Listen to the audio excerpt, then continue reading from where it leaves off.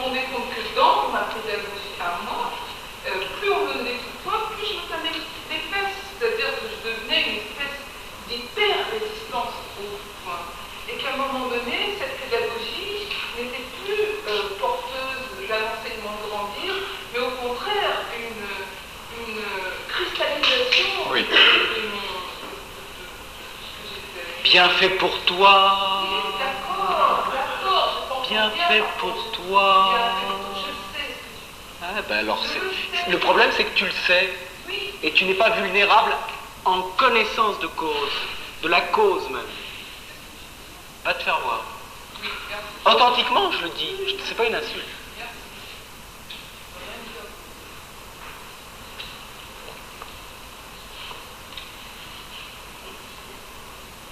Tu sais, l'instructeur, il te donne jamais un coup de poing.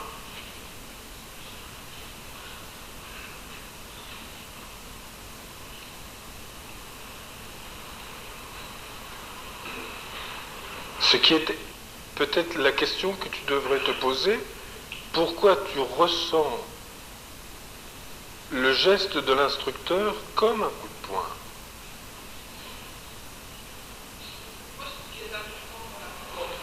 Bien sûr, tout à fait. T'as rien pigé, hein? T'as rien pigé, hein? Tu t'obstines encore! Merde! T'as raison! Merde!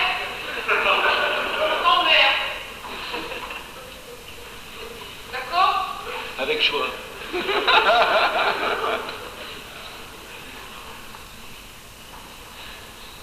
La forme est importante.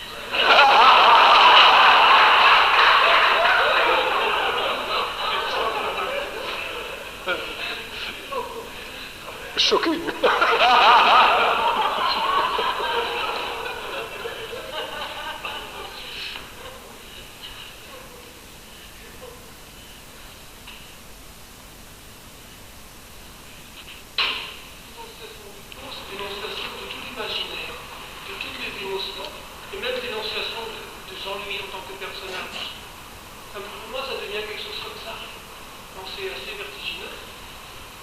C'est peut-être prendre livraison un peu hâtivement de tout le morceau.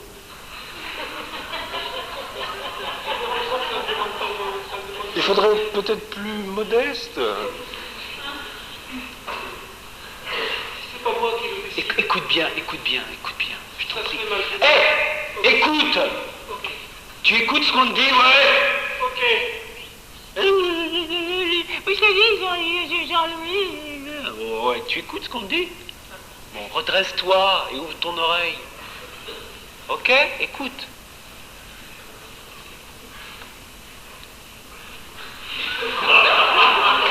Sois plus modeste. Mais modeste, ça ne veut pas dire comme ça. Sois plus modeste. On ne te demande pas de prendre toute la caravane à la fois. Commence par le premier chameau.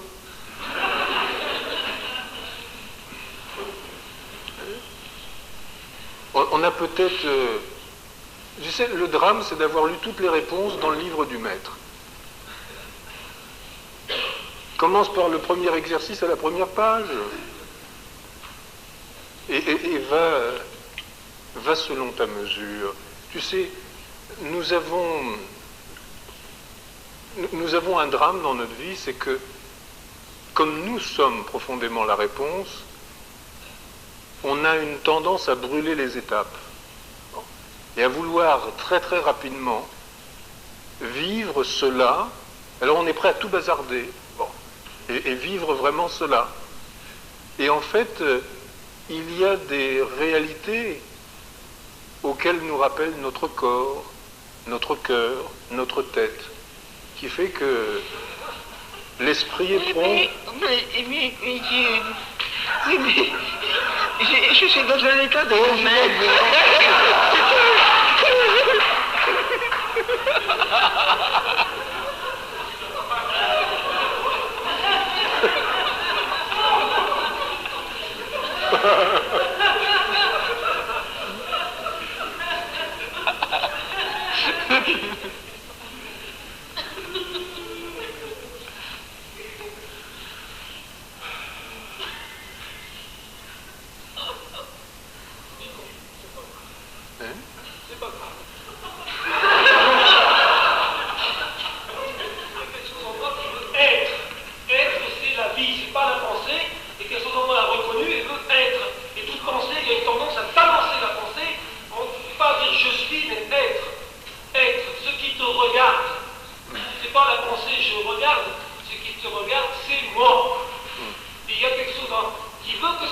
t'as envie de faire caca, qu'est-ce que tu fais? Je baisse mon froc. Bon. À ce moment-là, tu ne te poses pas la question sur être. Non. Bon, pourquoi? Mais la pose pas. Pourquoi?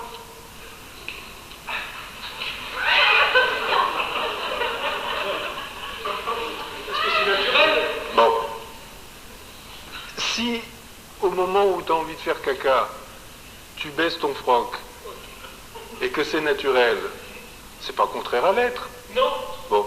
Pourquoi il n'y aurait pas plein d'autres choses comme ça en toi, auxquelles il faudrait être aussi attentif que lorsque tu as envie de faire caca? Je voudrais bien, mais j'arrive pas. Tu veux pas. Tu veux pas. Parce que ça n'est pas aussi évident pour toi que quand tu as envie de faire caca. Hein? Il y a plein d'autres choses en toi qui sont du même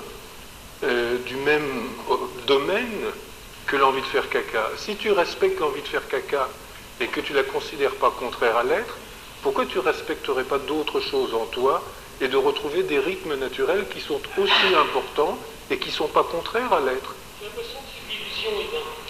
Et quand tu as envie de faire caca, c'est de l'illusion? Eh bien, ces choses-là, je peux t'assurer qu'à un autre niveau, c'est pas de l'illusion non plus. Et qu'il faut les respecter parce que c'est très précieux. Et que si tout ça n'est pas en bon état, eh bien, on ne peut pas convertir la lumière du Dharma dans le quotidien. Il faut être aussi précieux avec ses pensées, ses émotions, qu'avec ses intestins. Et le drame, c'est qu'on fait beaucoup plus attention à son caca.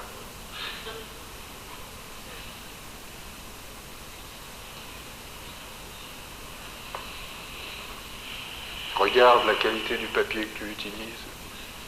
Regarde la qualité des WC que tu utilises. Regarde les produits que tu mets dedans.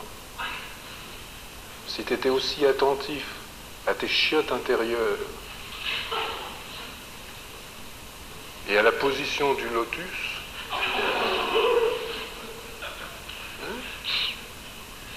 triple épaisseur,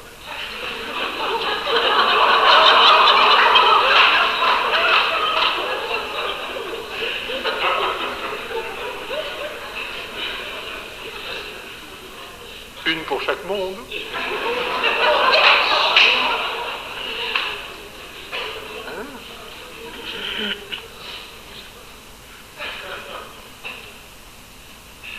Faut pas manquer d'humour. Il faut être conséquent. Être sérieux et être conséquent est la seule façon de pouvoir rire librement. Sinon, le rire est une réaction nerveuse. Seul l'être conséquent, l'être libre et pur, a un rire déployé.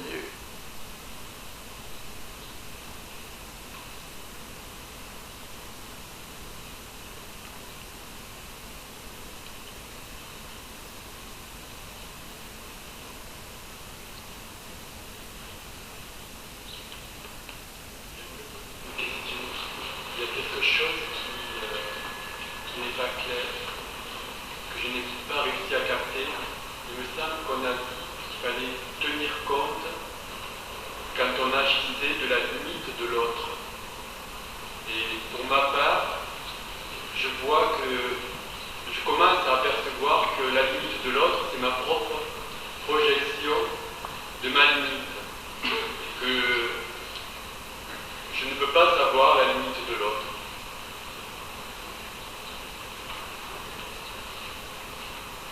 Tu poses à quelqu'un en particulier? Non, je vous l'avoue.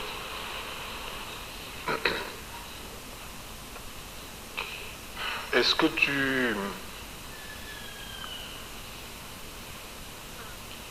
Est-ce que tu fais l'amour? Simplement, entre nous, si tu veux bien parler. Si je touche un domaine trop personnel, je veux bien m'arrêter. Tu fais l'amour? Bon. Hein? Trop peu souvent. Mesdames, mesdemoiselles, ou messieurs, nous n'avons pas de...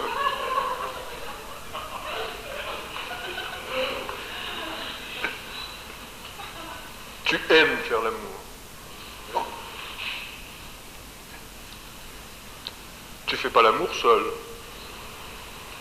Non. Tu fais l'amour avec l'autre. Oui. Tu fais pas l'amour pour ton plaisir.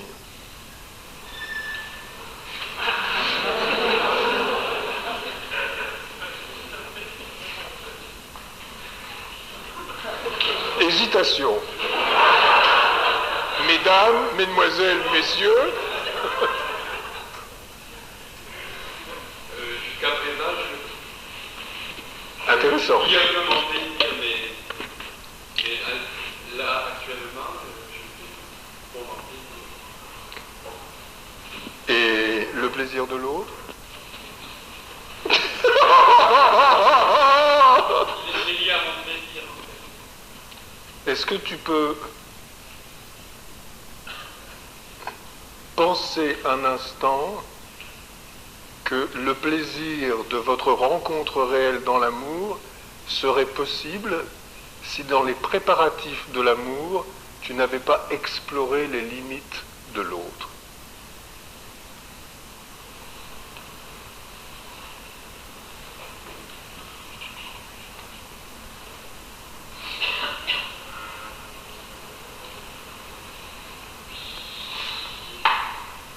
C'est important, tu sais.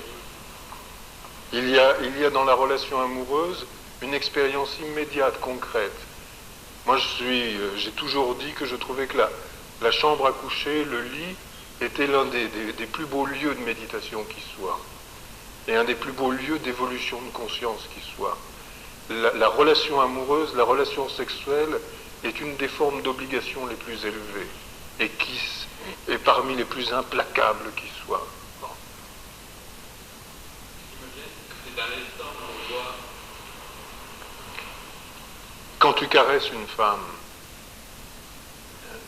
si tu ne cherches pas au travers de cette caresse uniquement à orienter sa main vers ta queue pour pouvoir jouir, mais à faire autre chose de votre rencontre pour que sa joie, que ses cellules chantent, qu'elles deviennent femme fontaine sur toi et qu'elle soit l'occasion de la rencontre de ta propre énergie sexuelle et que vous puissiez ensemble célébrer la vie dans la volupté, je vais te dire, c'est une sacrée démarche de conscience. Et on ne fait pas d'une relation amoureuse avec une femme cette joie de reconnaissance du corps un en deux, sans qu'il y ait une relation d'une profondeur exceptionnelle. Il faut respecter cette femme, il faut l'approcher, il faut l'honorer, il faut la caresser pour l'apprivoiser en même temps, parce que peut-être qu'elle n'est pas à l'aise dans son corps, peut-être qu'elle n'est pas bien dans sa limite. Et puis il faut savoir contrôler sa propre limite. Quand on a une queue toute rouge, là, qui a envie de jouir parce que ça fait longtemps qu'on n'a pas vécu ça, puis que ça nous manque, ou parce qu'on aime bien jouir et puis qu'on ne se préoccupe pas trop de l'autre, il faut une sacrée qualité de conscience pour se dire « Non, je dois honorer cette relation. C'est pas simplement pour décharger que je suis là. » Et si on pouvait faire de la relation amoureuse une aussi grande obligation de conscience qu'on prétend en avoir dans la vie spirituelle, ben crois-moi que la société serait sacrément différente. S'il n'y avait plus de femmes heureuses dans la société, et plus d'hommes au service des femmes, et plus de femmes au service des hommes, il y aurait certainement beaucoup moins de violence.